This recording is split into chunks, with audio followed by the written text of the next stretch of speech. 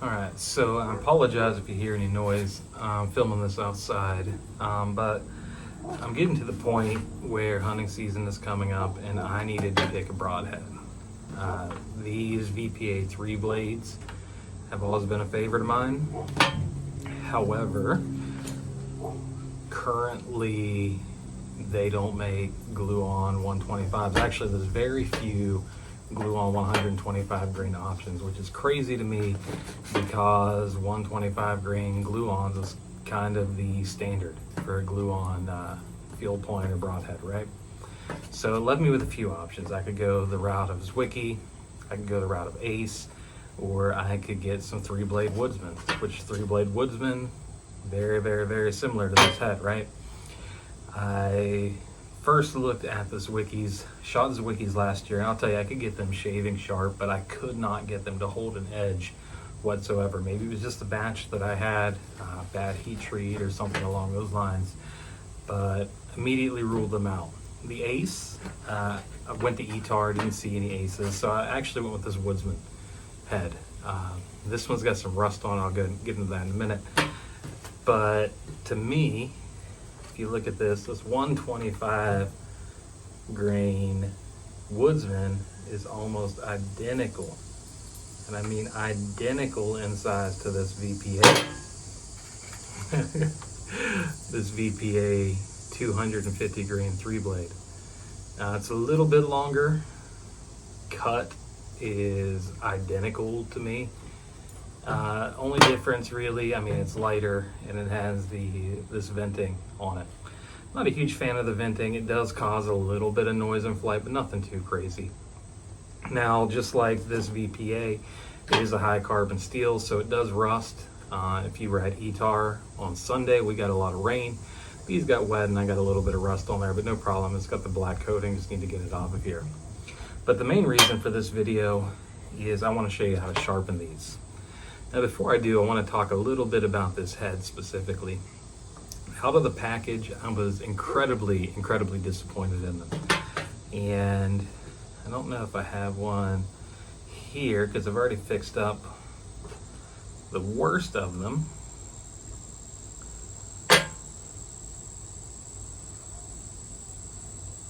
But you can kind of see on this head. I don't know if you can see that, but the bevels are two different sizes. This right here is a really fine bevel. This one's fairly thick. As well, almost all of these heads, you see where it's been soldered here, and you can see where it's been soldered here. Then over here, it's all the way black to the top, and there's no solder point. So consistency is not great on these. I thought it was more of a grind issue to begin with, but the more I think about it, the more I think maybe these blades just aren't perfectly straight. I will tell you, after testing them, they fly amazing, absolutely amazing. I'll include some pictures in here of this versus my actual field points. Fly great, very minimal noise. Also, from the get-go, this very fine point is very, very, very bendy, and I'll show you that in a minute. I got a block of wood. We're going to fix that when I sharpen these, but these are the easiest heads I've ever sharpened. I did shoot them through a 1/2-inch plywood twice. The wood arrow held up, and not only that, these kept their edge. Actually took me 8 shots into a Reinhardt 18-1 to get one so it was no longer shaving my arm. And I'll show you how to get these shaving sharp. So let's go ahead and get to the close-up and we'll get them sharp. Okay, so first and foremost, I'll show you how pointy this tip is. It might focus here. It is a very, very, very fine point. Now, if you look at the VPA comes stock with this pyramid tip. And I much prefer this tip. Much more durable.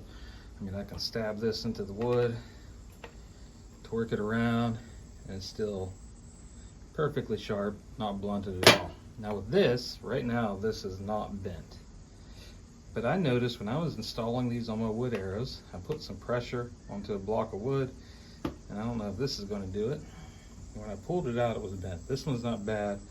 But if I put it in here, just bend a little bit. I don't know if you can see that, but that is completely bent now. Look at that. Awful. So let's go ahead and get that fixed. So I'm gonna go ahead and do the same one. And like I said, the grinds on these ones right here aren't too bad.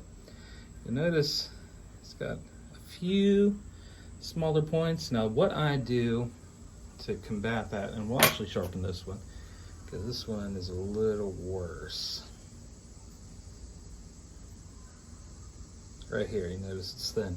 When I am sharpening these, I will actually put a little more pressure on that side to get it a little closer. Once again, still not perfect.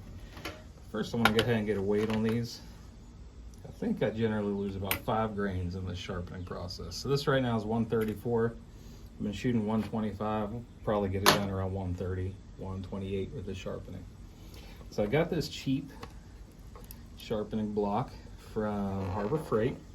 It's 200, 300, 400, and 600 grit. Very simply, I'm going to lay this broadhead flat. Now I'll start at the back here. I'm going to give a fair amount of pressure. Once again, I'm looking for this fine edge to start with the most pressure. I'm just going to go back and forth 50 times on the 200 to start. 3, 4, 5, 6.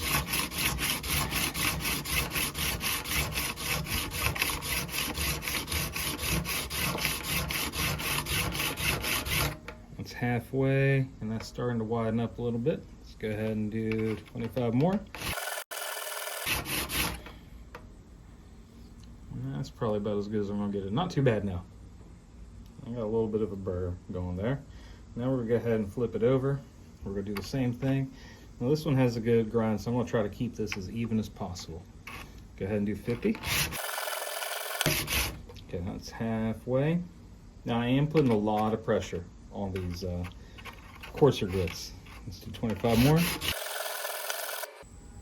Looks pretty daggone good. Now this tip's still bent, so don't worry about that. That's going to work its way out when I sharpen this final side here. Go ahead and do 50. 25, starting to look pretty good. 25 more. That's pretty good. I got a little bit of a burr forming. So now we're going to go ahead and flip this over and go to the 300 side. Same thing, 50. Looks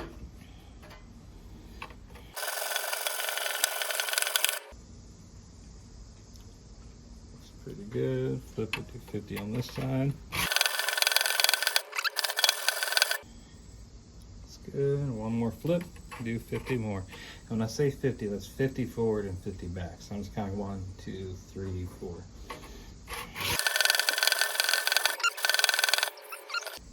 Yeah, so now we're gonna go to the 400. That's that side where it's a little bit thinner. Once again, putting a little more pressure there. We're gonna do 50 more. This is the last time we're really gonna do hard presses.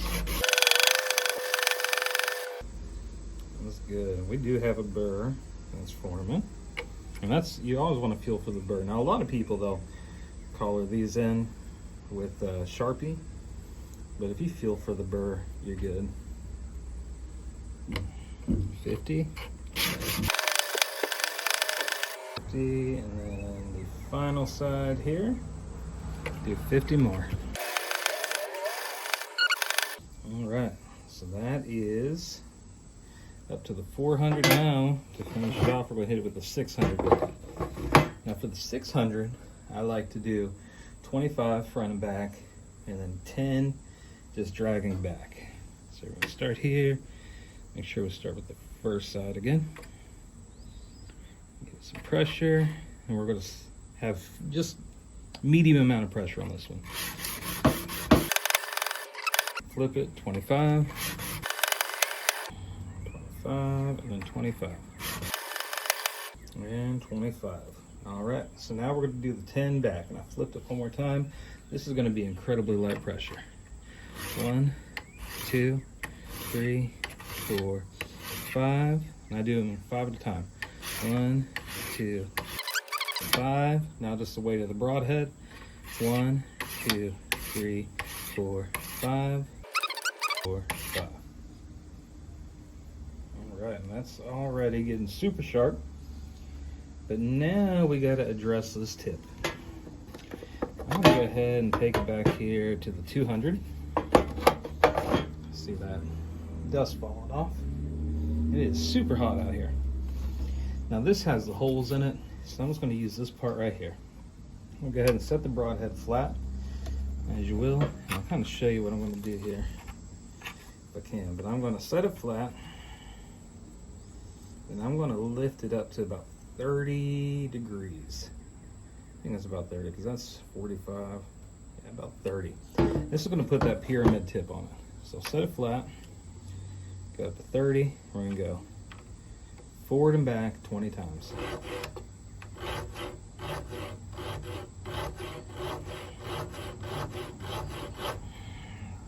And I'm looking here, once you get it going, there will be a line. You want to make sure that line goes straight across. If it's crooked, you need to put more pressure on the other side. So that was 5.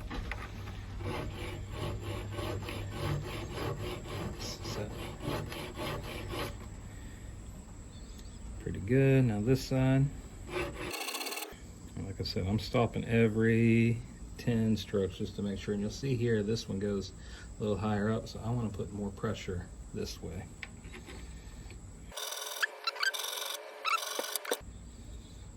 You'll see that goes straight across. Now we'll flip to 300, and we're going to repeat this all the way up to the 600. It's perfectly straight across. I forgot to mention, I'm not using much pressure on this step. Good, that's getting sharp. Now we'll go up to the 400, same thing. Now that's starting to look like a pyramid point. So now we're going to go to 600. This is the finishing step. We're going to do 5 at a time. We're just going to keep going around. 1, 2, 3, 4, 5. 1, 2, 3, 4, 5. Now let's keep doing this a few times until I make sure it's pointy enough. Almost there. So now we're just going to do really, really light. Just tone it a little bit. I don't know if you can see that, but now we got that nice point, and it is sharp. This one maybe needs a little more here on this side. Very, very pointy. All right, now comes the secret ingredient. I got a little bit of water on it because I am sweating. But this is just a buffing compound. I think it's like a jeweler's green buffing compound from Harbor Freight. This is a piece of very thick, almost cardstock printer paper. You can also do this with the inside of a cereal box, any kind of rough surface paper. I'm just going to paint this on here. Now, a lot of people like to use a leather strop, and I love a leather strop for 2-blade broadheads. However, with the 3-blade, I feel like this works much better. And I'm just being generous with it here. I'm going to start with a lot of pressure. I'm just going to drag it back a few times. See those particles coming off onto that paper. Keep dragging back. It's got to be on a flat surface. And go until you just kind of feel it smooth out. You really can't do this too many times. Now, if you use a leather strop, what will happen, because this is already a pretty obtuse angle with a 3-blade, it'll kind of round those over a bit too much. And you lose some of that sharpness. Now, as I'm feeling it, it's starting to get smoother to slide across this. And as it gets smoother, I start loosening my pressure. It's real light to start. Loosening. Ooh, I almost cut myself. Then I want to get these tips. Just make sure there's nothing hanging up. Get flat again. Until it's smooth, and then finally I like to just drag them on the plain paper just to clean them up. And let's go ahead and get a weight. I think we started with 134. Or 130.7. So we lost about 4 grains.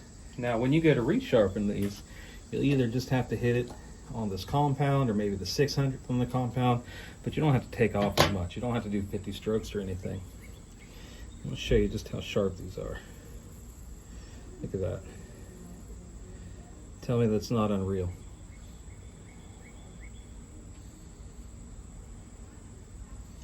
Who says you can't get a 3-blade sharp? Alright, so there you have it, the first part to my hunting rig this year. Now you saw that shave of my arm. I got almost no hair on the top of my arm or on my legs from sharpening these. I've sharpened up 5, and this makes number 5 for me. One thing I do want to tell you about 3-blade broadheads, you want to get it shaving sharp. Now most of the time, a 3-blade is not going to easily slice paper. You really have to check on your arm. It's just because of the blade angle with that. And also, I know this is a thick piece of paper, but I always like to push it through and just make sure it goes through cleanly after I slice. And that is a very, very, very clean cut. And like I said, it's every one of those blades right now is taking hair off of my arm with very little effort. So I'm very excited for this broadhead. Once I put the chisel tip and got them sharp, shot them into that 1/2-inch plywood twice, and they were still sharp. These things hold an edge really well. They spin really good as long as you have them seated on your arrow well. So hopefully this punches the ticket this year. We'll find out. Thanks for watching. Make sure to like, subscribe, you know, whatever you do. And honestly, I think this took me like 18 minutes to do this on camera. In reality, it's probably closer to 9 to 10 minutes. But as long as you follow that, you're good. Like I said, when you go to resharpen them, you know, try just 5 swipes on the 600 grit and then hit them with the compound. Personally, I always like to just try to hit them with the compound first, see if that brings it back. And if not, just very small amounts should bring these back. So get sharpening, give these guys a try. As long as you do what I said, I think you will not be disappointed.